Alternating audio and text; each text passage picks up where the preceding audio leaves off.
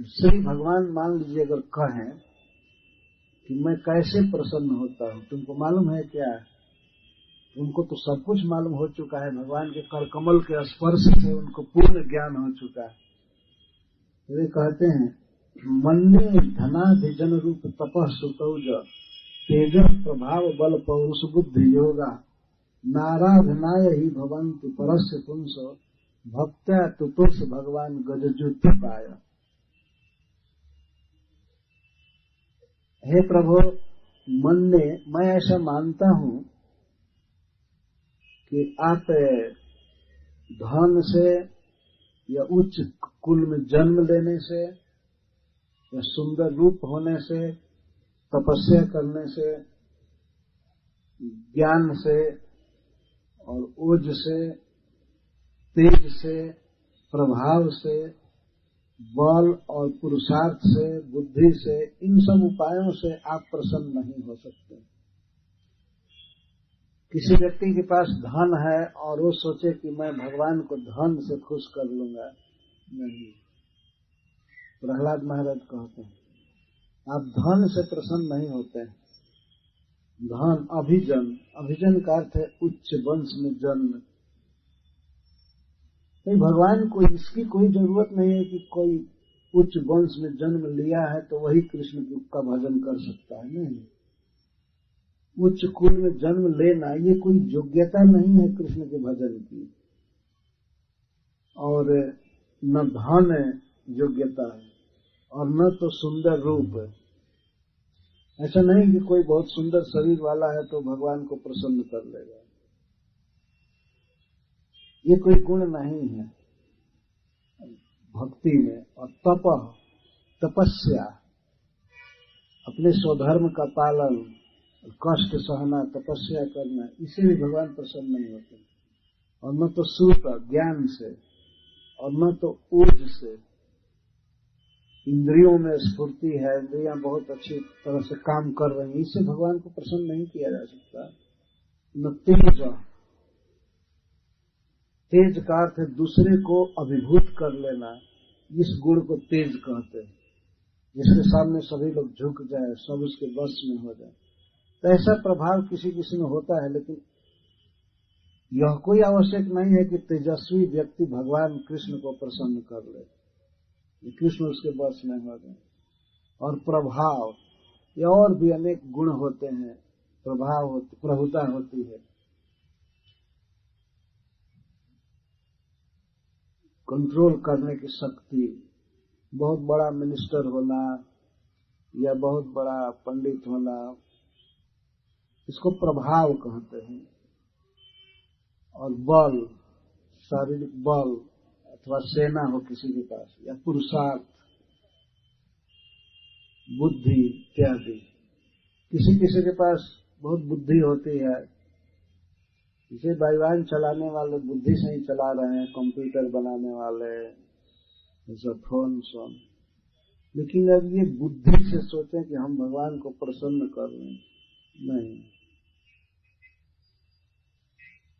तो कैसे प्रसन्न होते हैं आप? प्रहलाद महाराज कहते हैं नाराधनाय ही भवन्ति परस्य पुंस। ये सब भगवान परम पुरुष को प्रसन्न करने में समर्थ नहीं है, ये सब गुण है। भक्त्या तुतुष भगवान गजजुत पाया, भगवान भक्ति से प्रसन्न होते हैं। प्रहलाद महाराज कह रहे हैं भक्ति से प्रसन्न होते हैं। इसका अर्थ है कि महानिर्धन व्यक्ति भी कृष्ण को प्रसन्न कर सकता है, उनका भजन कर सकता है। और रूप की भी कोई इसमें आवश्यकता नहीं। ऐसा नहीं है कि अन्य कामों जैसा भक्ति में भी क्वालिफिकेशन देखा जाएगा। कौन भगवान की भक्ति करेगा तो उसको छांटो, ये कर सकता है, नहीं कर सकता, ये कर सकता है, नहीं कर सकता है, ये सब अधिकार नहीं। दूसरे दूसरे कामों में अधिकार चाहिए। जैसे मिलिट्री में भर्ती होना हो तो सबको नहीं लिया जा सकता। अगर बहुत छोटा शरीर है तो उसको मिलिट्री में नहीं लिया जा सकता, है ना। उसमें ऊंचाई नापते हैं, सीना नापते हैं, कम सीना है तो उसको रिजेक्ट कर देंगे, उसमें अधिकार नहीं है सबका। भक्ति में सबका अधिकार है, चाहे वो छोटा शरीर वाला हो या सीना कम हो, तो वो भगवान को संतुष्ट कर सकता है, भक्ति कर सकता है। या कोई ऐसा काम होता है जिसमें आप अंग्रेजी नहीं जानते तो उसमें नहीं लेंगे, लेकिन भगवान के भक्ति के लिए जो भाषा आप जानते हैं उसी में भजन कर सकते हैं। हरे कृष्णा कृष्णा कृष्णा हरे हरे, हरे राम राम राम।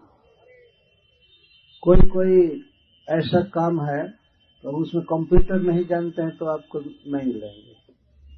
लेकिन भगवान के भक्ति के लिए कंप्यूटर जानना कोई आवश्यक नहीं है। अगर जाने भगवान की सेवा करे ठीक है उससे, लेकिन कोई ये क्वालिफिकेशन नहीं है कि वो कंप्यूटर जानता है तभी भगवान की भक्ति करेगा।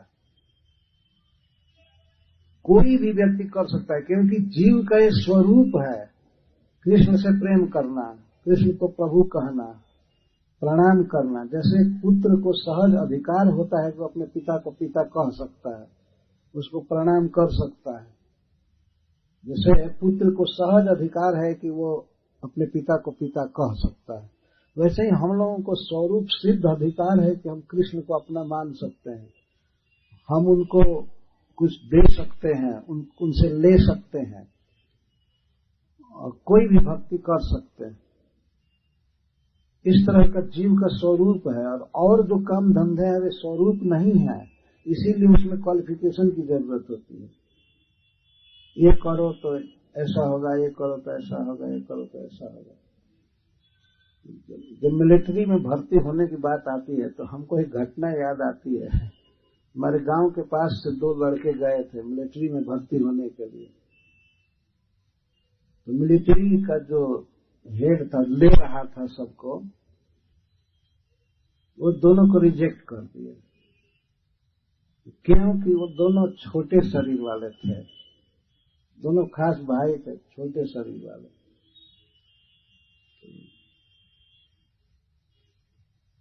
वो घटना फैली थी जब वो ऑफिसर कहा कि तुमको नहीं लिया जा सकता, नहीं लिया जा सकता, तो क्या कह करके एक को कहा